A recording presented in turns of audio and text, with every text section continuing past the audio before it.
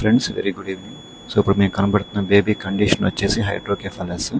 So baby delivery అవడంతోనే ఇట్లా మనకి head అనేది కొద్దిగా ఎన్లార్జ్గా ఉంది, ఐస్ కూడా కొద్దిగా లోపలికి ఉన్నట్టు ఉన్నాయి, ఇరిటబుల్గా ఉంది బేబీ.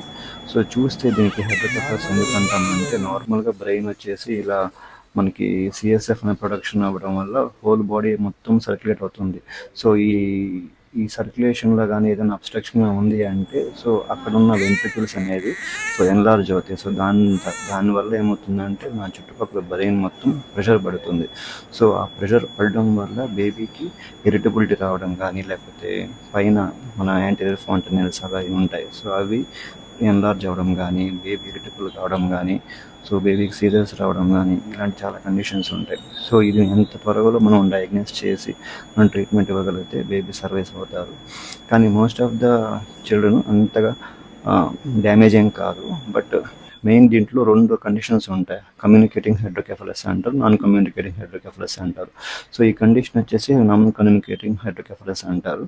సో ఇదేంటంటే అబ్స్ట్రక్షన్ ఉంటుంది. అబ్స్ట్రక్షన్ రిలీవ్ చేస్తే సో బేబీ కూడా త్వరగా ఛాన్సెస్ ఉంటుంది. సో ఎంత త్వరగా మనం డయాగ్నోస్ చేసుకోగలిగి మనం షంట్స్ వేస్తారు, దానికి న్యూరో సర్జరీ వాళ్ళు చేస్తారు.